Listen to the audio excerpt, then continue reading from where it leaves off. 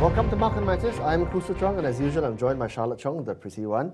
Now, first time after 6 days of losses, the KLCI climbed by 0.7%, closed at 1634, actually up 11.5 points, along with the rest of the region, Charlotte. I think everybody's kind of expecting, with bated breath, the Federal Reserve policy on interest rates later tonight. Yeah. Raised, yeah. Actually, it's going to be tomorrow morning if you can get 3 a.m. Yeah. Exactly. So, you see KLCI climbed 0.7%. Total volume was at 1.67 billion, worth 1.76 billion ringgit. Top gainers were Ajinomoto, Top Glove, which we discussed about it yesterday, and Malaysia Airports Holdings Bhd. Top losers were Nestle and BAT. Now, important news came out today. Fitch revised Malaysian banks lower. Correct. They don't think the outlook for Malaysia is going to be very good because they've said it's going to be negative and greater pressure on earnings, asset quality. You see the things, if the Federal Reserve raises interest rates and if Malaysia follows suit to raise interest rates as well, I'm not sure what that's going to do for net interest margins. I think it's going to be quite good. But again, this is taking a glass half empty view. Correct. So what Fitch said this is actually on the back of persistently low commodity prices, weak external demand. I think why Fitch is also revising Malaysia banks to negative, outlook to negative, that's because for the entire year in 2015, we have actually seen a lot of banks cutting down their staff because they have been going through a lot of difficulties. Well, of course, you've seen a lot of, of course, RHB, CIMB, Stanchart, Muamalat, all these guys have done kitchen sinking exercises. Yeah. But the thing is, sentiment has been driving people to not buy cars and houses. So let's move on to the regional markets. And of course, the Hang Seng was up by 1.7%, the Nikkei 225 up by 2.6%, the Shanghai Composite up just a little bit by 0.2%. I think everybody, as I was saying earlier, was looking in terms of the Federal Reserve's rate policy at 3 a.m. this morning. Let's move along to Hotstocks and Comfort Gloves Bhd. Now, the thing is, this is a company which closed up by 7.5% to 95.5 cents. It's been on a huge tear. No one really knows why. Chuang, we talked about it on December 10. We talked about this exact same stock, and it has actually gone up 9.6% since we last discussed about this stock. Now, this company recently just completed an acquisition of 2 pieces of land in Perak, and that land actually spanned across 3.94 hectares worth about 6.48 million, not very much, but I think this company is planning to expand its business activities in Perak. And that's interesting because right now they do about 2 billion pieces of gloves. That's a 1% global market share, which is actually quite a lot, but not a lot when you consider the fact that the big dog in the room, Top Glove, has 25% of global market share. And here's the interesting part, okay? One of the reasons possibly why Comfort Gloves is moving this way is because maybe, just maybe, the market is speculating that they could be on the acquisition target for Top Glove. Top Glove has made all kinds of statements about buying an asset in 2016. Correct. They've not made any, they haven't grown the asset sizes by acquisition as much as they've bought industrial land. And Top Glove can well afford it. They've got 300 million in cash.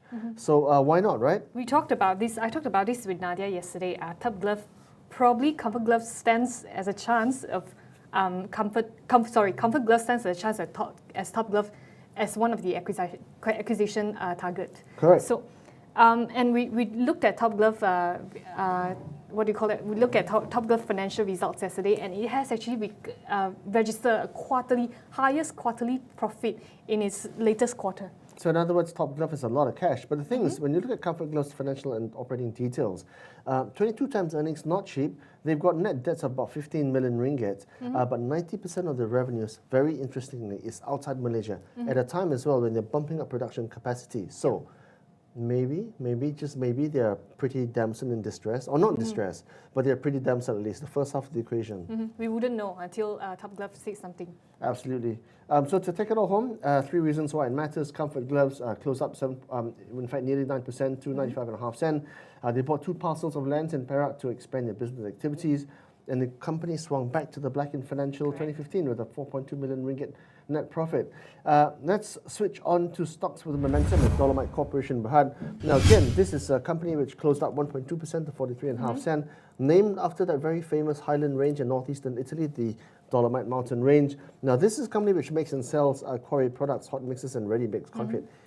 a bit of trivia, they built Stadium Negara some years ago. Correct. They And did, Stadium right? Merdeka as well. And Stadium Merdeka. Now, this company, they are largely in quarry products, like what you say, and this segment actually accounted for about 60% of its revenue for its 9 months ended 2015, with balance coming from property development, about 27.8%, construction sector as well. But when we look at the announcement in Bursa lately, there's no significant development in the company lately, but it has actually triggered our momentum algorithm for 4 consecutive days. That's right. They actually rose by 37.5% to 44 cents today. The interesting thing is they swung back to the black in the third quarter, ended September this year, and mainly due to higher revenue from construction. So maybe, just maybe, they're benefiting from the whole construction sector, revival under the Economic Transformation Program. MRT, MRT1, MRT2, all kinds of construction activities going on. So maybe on that front. And this company actually has a new thermal power plant in Shandong, China. And revenue and profit increased mainly due to the forex gain of 16.6 million of that new thermal power plant. But excluding this, the company would have made a pre-tax loss of about 3.3 million ringgit.